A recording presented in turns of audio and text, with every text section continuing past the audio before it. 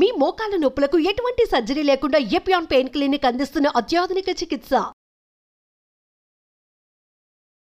ఇంతకు ముందు అయితే మనకి కరెక్ట్గా ఒక ఏజ్ అనేది చూసి ఒక 18 ఇయర్స్ తర్వాత లేకపోతే 21 ఇయర్స్ తర్వాత ఎడ్యుకేషన్ అయిపోయిన వెంటనే మనకి మ్యారేజెస్ అనేది చేసేవాళ్ళు. సో పిల్లల్ని కూడా ఇమీడియట్గా ప్లాన్ చేసుకుని ఈ ప్రొసీజర్ ఉండేది.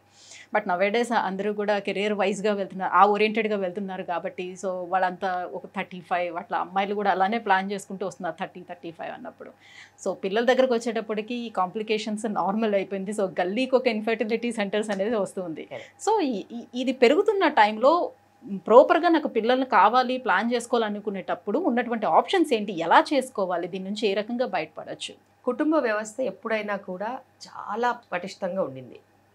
So early marriages always better. Teenage marriages కాదు, ఎర్లీ మ్యారేజెస్ అంటే ద రైట్ ఏజ్ మ్యారేజెస్ చాలా బెటర్. దాని మీద ఒక మొత్తం దేశ భవిష్యత్తు ఉంటుంది. ఇప్పుడు మనం ఇంత స్ట్రాంగ్గా ఎందుకున్నాము యాజ్ అన్ ఎకానమీ? అన్ని other economies are dying economies అని ఎందుకు అంటున్నారు? Because we have young population. అంటే ఈ దేశాన్ని, ఈ వ్యవస్థని మన లాస్ట్ జనరేషన్ కాపాడారు. వాళ్ళందరూ టైంకి పెళ్ళిళ్ళు చేసుకుని 2 3 పిల్లల్ని కానీ ఇప్పుడు ఈ దేశానికి యంగ్ పాపులేషన్ ఇచ్చారు. మనం నంబర్ 1కి వెళ్ళే ఆస్కారం అనేది ఇచ్చారు. యూరోప్ చూసారా, చచ్చిపోయింది. అక్కడ ఉండడానికి జనాలు లేక ఊర్లలో నుంచి, ఇండియా నుంచో ఎక్కడి నుంచో వెతుక్కుంటున్నారు జనాలు వచ్చి ఉండండి మేము డబ్బులు ఇస్తాం. సో అలాంటి ఒక వ్యవస్థకి వెళ్ళిపోవాలంటే ఈధర్ కుటుంబ వ్యవస్థ అన్నా చచ్చిపోవాలి, లేకపోతే డీలేడ్గా మ్యారేజెస్, డీలేడ్గా పిల్లలన్నా కనాలి. కనేది కూడా ఒక్కళ్ళనే కంటున్నారు. అలాంటప్పుడు ఒక 10-15 ఏళ్లలో మనం ఎక్కడ ఉంటాము? మనం ఎక్కడ ఉండం, మళ్ళీ యూరోప్లో తయారవుతాం. సో ఇది నెక్స్ట్ ఉండే డేంజర్. చాలా పాపులేషన్ సర్వేస్, ఫర్టిలిటీ సర్వేస్, ఇట్లా కొన్ని వందల సర్వేస్ ఏం చెప్తున్నాయంటే మనము we have gone below the mark of normal fertility. Normal fertility అంటే ఏంటి? 2.2 దాని మార్క్. అంటే 2 పెళ్ళి చేసుకుంటే వాళ్ళకి 2 పిల్లలు. ఓకే, సో యావరేజ్గా 2.2 ఫర్టిలిటీ నంబర్. ఇప్పుడున్న పరిస్థితిలో అది 1.5 కంటే కూడా దిగువలో ఉంది. ఎందుకు వచ్చింది ఆ పరిస్థితి? Because of okay, 1 is late marriages, 1 is deciding late to have children, 3rd is fertility problems, 4th is getting pregnant difficult, having miscarriages, obstetric problems రావడము.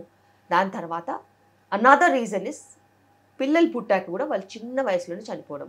ఏది డెంగ్యూ అయినా అయ్యుండొచ్చు, మొన్న కోవిడ్కి చనిపోయినట్టు, ఎన్నో రీజన్స్ అయ్యుండొచ్చు. సో బర్త్ రేటు తగ్గుతుంది. ఎంత హెల్త్ ఇన్ఫ్రాస్ట్రక్చర్ ఉన్నా కూడా ఏదో ఒక పాండమిక్, ఎపిడమిక్ లాంటివి వచ్చి పిల్లల భవిష్యత్తుతో లాక్కుంటున్నాయి. సో ఇలా ఉన్నప్పుడు ఇంకా మనము లేట్గా మ్యారేజెస్ చేసుకున్నట్టు అయితే రీప్రొడక్టివ్ ఫంక్షన్కి స్కోప్ లేకుండా పోతుంది. Because there is pollution, there is so much of plastics that are microplastics. మనం వాడే సామాన్లో ఉన్న microplastics working on our fertility, air pollution, water pollution, your food లో ఉన్న pesticides, chemicals, additives, preservatives, colors, ఇలా ఎన్నో they are acting on our fertility. ఇంత male fertility problems, female fertility ప్రాబ్లమ్స్కి వెళ్ళిపోయి తర్వాత పిల్లలు కావాలంటే కష్టపడడం కంటే ఒక సరైన ఏజ్లో మ్యారేజ్ చేసుకుని prioritise child to career or career partially child to an extent. So ఇదేదో బ్యాలెన్స్ చేయాలి. దీన్ని వదలొద్దు, దానికి దీన్ని వదలొద్దు. బ్యాలెన్స్ చేస్తేనే అది నీ ఎడ్యుకేషన్ నీకు ఇచ్చే విజ్డమ్. కరెక్ట్ కదా? ఇప్పుడు చదువుకోని వాళ్ళు తప్పులు చేసి చదువుకున్న వాళ్ళు కూడా తప్పులు చేస్తే దాన్ని పాలిష్డ్ తప్పులన్నా తప్పే కదా. సో నువ్వు చదువుకున్నప్పుడు నీ చదువు నీకు ఏం నేర్పించాలి?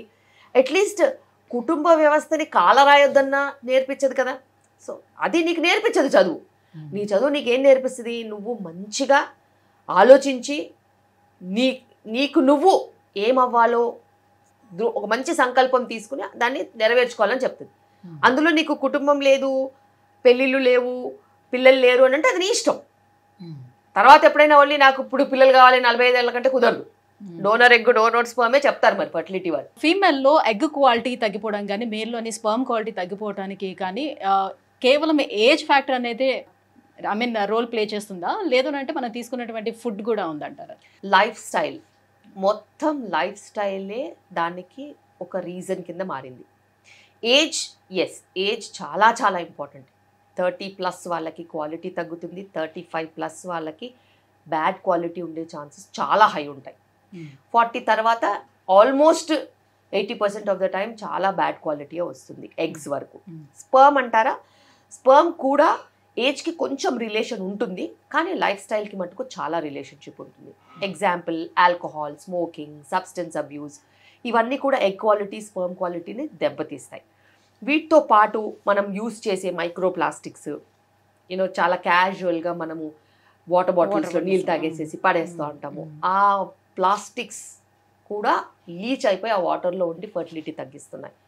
ఇలాగే మనం చెప్పుకుంటూ పోతే తినే ఆహారంలో కూడా చాలా పెస్టిసైడ్స్, కెమికల్స్, యాడిటివ్స్ కూడా ఉన్నాయి. ఇవన్నీ కూడా దాన్ని ఎక్కువగా ఇన్ఫ్లుయెన్స్ చేస్తున్నాయి. వీటితో పాటు మనము కోరి తెచ్చుకున్న కష్టాలు అంటాం కదా, ఎక్కువ టైం వర్క్ చేయడము, నైట్ అంతా కూర్చొని టీవీలు చూడడము, లేకపోతే సోషల్ మీడియా చూడడము, లేకపోతే నెట్ఫ్లిక్స్లు, అమెజాన్లు రన్లాగా ఒక కంటిన్యూస్ సిరీస్ మొత్తం నైట్ అంతా చూడడము, నిద్ర సరిగ్గా లేకపోవడము, స్ట్రెస్ తీసుకోవడము జాబ్లో, ఇవన్నీ కూడా ఫర్టిలిటీని ప్రతి యాంగిల్, ప్రతి కార్నర్ నుంచి ఇన్ఫ్లుయెన్స్ చేస్తున్నాయి.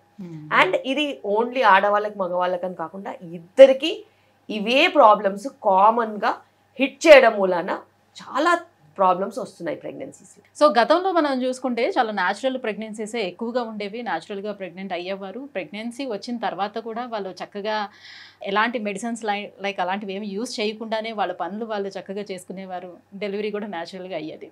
బట్ వెరాజ్ ఇప్పుడు వచ్చేటప్పటికల్లా అసలు కన్సీవ్ అయ్యారని తెలిసిన దగ్గర నుంచి మెడిసిన్స్ అనేది స్టార్ట్ అయిపోతుంది డెలివరీ వరకు. ఎందుకు ఇట్లా? ఎందుకంటే స్టార్టింగ్ మీరు అన్నట్టు యంగ్ పాపులేషన్ ఉండేది. యంగ్ పాపులేషన్కి ఎటువంటి హెల్త్ ప్రాబ్లమ్స్ ఉండే ఛాన్సెస్ ఉండవు.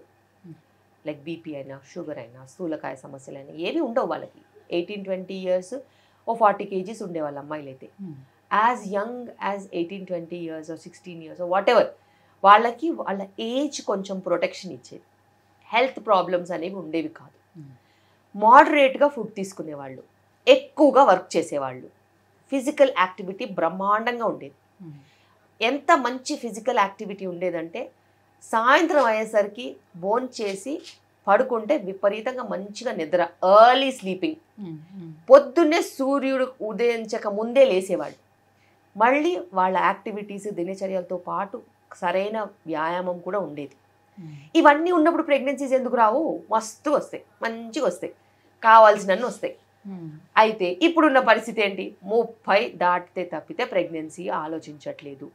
అప్పటికే 60, 70, 80 కిలోలు ఉంటున్నారు. ఇది మినిమం. ఇక 90, 100 చాలా మంది ఉంటారు. స్థూలకాయ సమస్యలు హస్బెండ్ వైఫ్ ఇద్దరికీ ఉంటున్నాయి. దీంతో పాటు సబ్స్టెన్స్ అబ్యూస్ విపరీతంగా పెరిగింది, కాలుష్యం చాలా పెరిగిపోయింది. వీటన్నిటితో పాటు రాత్రి నిద్రలు ఉండవు. సో బాడీ అనేది నీ రిపేర్ ఫ్యాక్టర్ని చూసుకున్నట్టయితే హార్ట్కి శ్రద్ధ పెడుతుందా, లివర్కి శ్రద్ధ పెడుతుందా, కిడ్నీస్కి శ్రద్ధ పెడుతుందా, బ్రెయిన్కి శ్రద్ధ పెడుతుందా, ఇవన్నీ పక్కన పడేసి రీప్రొడక్షన్కి సంధిస్తుందా? ఇవ్వదు. So reproduction is the last. Body అంతా మంచిగా ఉంటే ఫస్ట్ వచ్చేది ప్రెగ్నెన్సీ. సో రీప్రొడక్షన్కి మనము మంచి దారి ఇవ్వాలి అంటే నువ్వు ఆరోగ్యంగా ఉండాలి.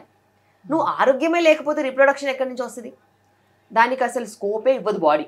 అండ్ బాడీ నీకు షుగర్ ఉండి, బీపీ ఉండి, స్థూలకాయ సమస్యలు ఉండి, స్ట్రెస్ ఉండి, హైరాణ పడిపోతూ ఉంటే అదొక భయము, ఆందోళనతో ఉన్న పరిస్థితిలో నీకు రిప్రొడక్టివ్ హార్మోన్స్ ఎట్లా వస్తాయి? మంచిగా కార్టిజాల్ వస్తుంది, స్ట్రెస్ హార్మోన్ దండిగా వస్తుంది. చాలా కార్టిజాల్ వచ్చినప్పుడు ఇంకా వెయిట్ గెయిన్, ఇంకా షుగర్ అన్కంట్రోల్డ్ అయిపోతుంది.